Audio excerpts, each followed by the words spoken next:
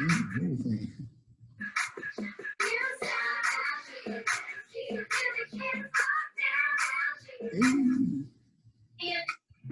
Well, good evening, Sumter School District boys and girls, and welcome to another segment and another evening of Reading with the Superintendent. I hope you continue to read because we know that reading is something that you can do to exercise your brain. But we took a brief pause for summer break, and now that we're getting back into the notion of educating you, we find it most important to begin our reading segments. So tonight, I have a very special guest who's joined us, Chief Deputy Gardner. Well, good evening, sir. How are you? Good evening, Dr. Martin-Knox. How are you? I'm dandy. Thank you so much for joining us on our first segment of Reading with the Superintendent. And I know how busy your day is, but why don't you take a moment to share with our audience just a little bit about yourself? Very good. Well, yes, I am Chief Deputy Hampton Gardner. I'm from the Sumter County Sheriff's Office, and I am a product of the Sumter School District. Grew up in rural Rembert community, and of course, it is so important that you, young people, know the importance of reading. I cannot stress that enough. So by all means, please read, read, read. Well, you know, that's a very important message, and I appreciate you sharing that with our viewers. So tonight, as we read, we're going to begin with reading Chickens Aren't the Only Ones by Ruth Heller. Do you have experience with chickens, Chief Deputy Gardner? Oh, yes, of course I do. I am a country boy, and of course, I grew up on the farm. And yes, I'm very fond of chickens. Well, you know, I'm very fond of chickens too, and one day I'll share a story with you that happened to me when I was young and I visited Sumter to visit my aunt. I'll tell you the story about the chickens at a later. I'll be waiting. So Chickens Aren't the Only One by Ruth Heller. So to make sure I have everyone's attention, I like to say a little call and response. 1, 2, 3, all eyes on me. 1, 2, all eyes on you. I'm ready, Chief Deputy. Are you ready? I am ready.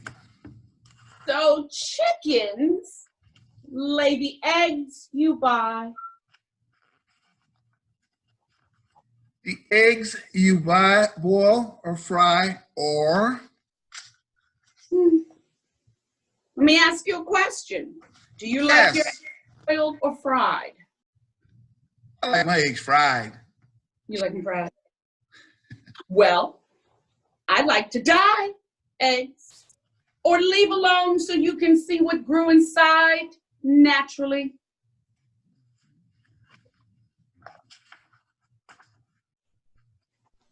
Chickens aren't the only ones. Wow, that's a nice, colorful picture. It is. Every bird wild or tame does the same. wow. There's another bird. Is that a turkey? Yeah. I like turkey. You like turkey? I do like turkey.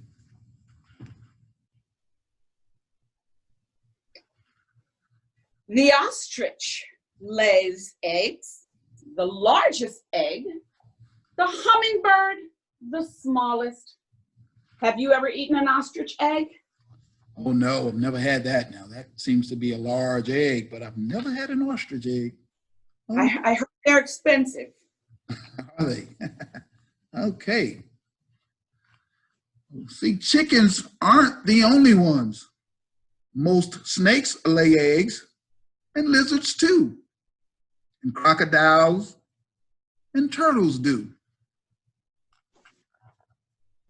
I learned something new. I didn't know that turtles laid eggs. I don't know what I thought. Yes, they do. And you know what else? What else? Dinosaurs who are extinct, but they were reptiles too. Yes.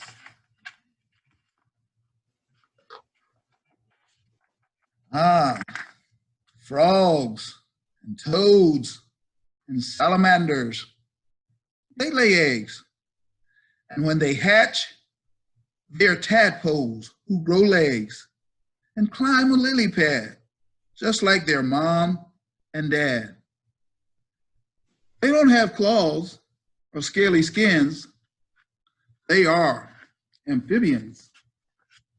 It's a nice big word, amphibians. Frog. Fish eggs float up to the surface or sink to the bottom of the ocean floor.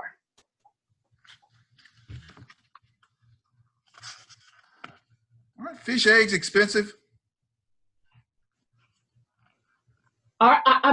Caviar? Yes, caviar. Well, now, this mother seahorse lays her eggs into the father's pouch.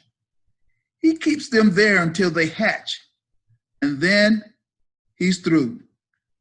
I think that's nice of him, don't you? These fathers, too, are helping out by guarding eggs protected that foamy mass that's floating by. And they don't leave until they're sure that all the eggs have hatched. That's a very interesting fact.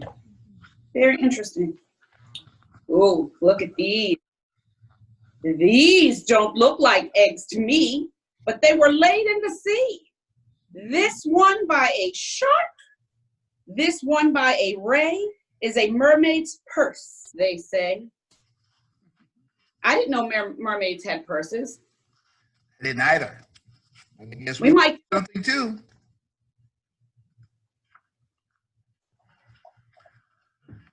The octopus is said to shed 100,000 eggs and then to hang them up in strings attached to rocks or caves.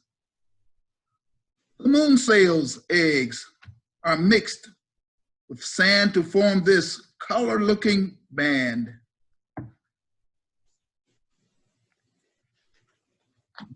Nice colors. Uh-oh. We may lose on this page. Yeah. Spiders wrap their eggs in sacks, and snails, you know, are very slow, but they lay eggs that hatch and grow.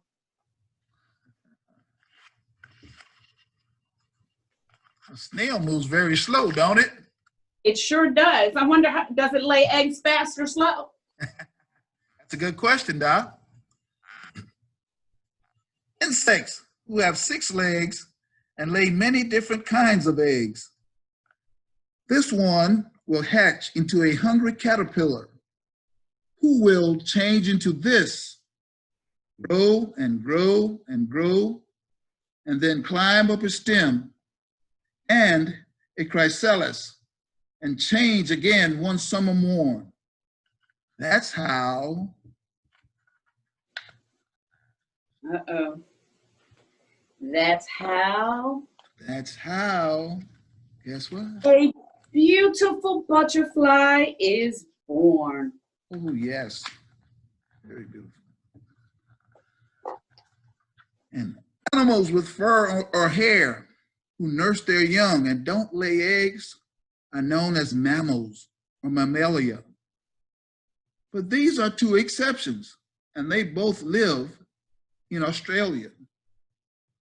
Duckbill platypus, spiny anteater. Platypus. Have you ever seen a platypus? No, I haven't. Just in a book for me. Just in a book. Same here. Well, you know, chickens aren't the only ones. There's no more to discuss. Everyone who lays an egg is oviparous. Oh. Oviparous.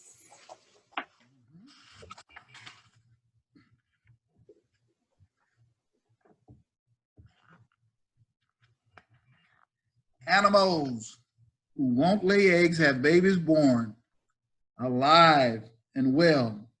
But that's another tale to tell. Mhm. Chickens aren't the only ones. So I think that I've taken away several points from the book. And I think that my experiences growing up in the city didn't allow me to see many of the things that were presented in this book. So my experience is a little different from yours. You've seen many of the things in this book, correct? I have. Growing up in the country, I've seen a lot of things lay eggs. I've seen chickens. I've seen snakes lay eggs. I've seen turtles lay eggs. Lots of things, absolutely. And the first time I've seen an egg, it was in a carton in the grocery store. Wow. So, Chief Deputy, let me just say this. I so appreciate you and marvel at the work that you all do here in Sumter to safeguard our community, to protect and serve. But I also appreciate you even more for just taking time out of your day to share with our youngsters as we read to them. So I applaud you in your efforts and thank you so much. And I thank you for allowing me to do just that, just to read to our young people. And it was indeed a pleasure. I look forward to doing this again. I had fun. Thank you. Likewise. So the next time you can pick and we'll read again. All right. So thank you to everyone who's joined us as we resume another evening of Reading with the Superintendent.